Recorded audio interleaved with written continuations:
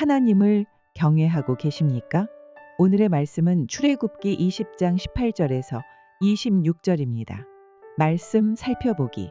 모든 백성들은 천둥과 번개를 보고 나팔 소리를 들으며 산의 자욱한 연기를 보고는 두려워 벌벌 떨었습니다.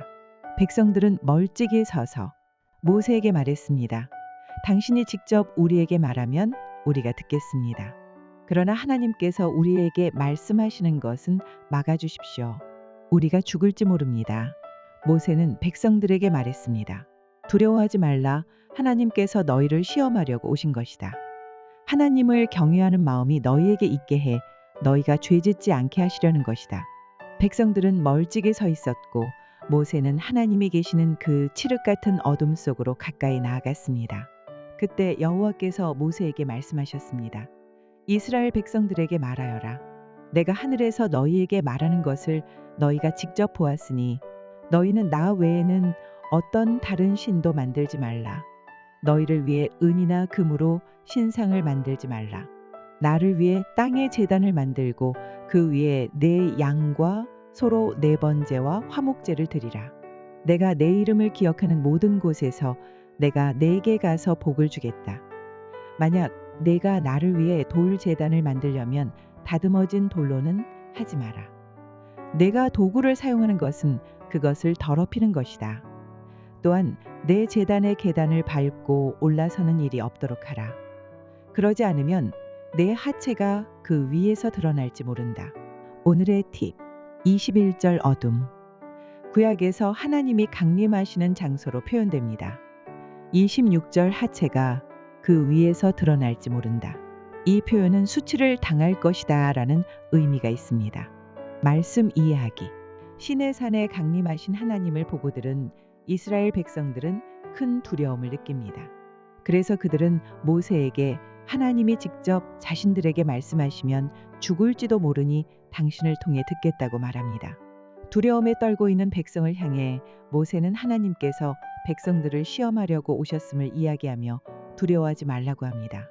여기서 시험이라는 단어는 영어로 테스트의 의미보다는 시도한다, 모험한다 라는 의미로 보입니다. 즉, 이전에도 백성들은 하나님을 경외하거나 신뢰하지 못하고 몇 번씩 이집트로 돌아가고자 하는 등의 죄를 지었습니다. 하지만 하나님은 시내산에 강림하시는 모습을 통해 다시 한번 백성들의 마음에 하나님을 경외하는 마음이 자리 잡도록 시도하신 것입니다. 그리고 그것을 통해 죄를 짓지 않게 하려는 데 그분의 목적이 있습니다. 모세는 이러한 하나님의 마음을 백성에게 전하고 하나님이 계시는 어둠 속으로 갑니다. 그 속에서 하나님은 모세에게 다시 한번 어떤 다른 신도 만들지 말 것을 명령하시며 우상 숭배를 금지합니다. 그리고 제단을 만들어 번제와 화목제를 드린다면 어디에서든지 하나님께서 복을 주시겠다고 약속하십니다. 반대로 제단을 인위적으로 만들거나 제단의 계단을 밟고 올라선다면 제단을 더럽히고 결국 수치를 당하는 일을 겪게 될 것이라 경고합니다.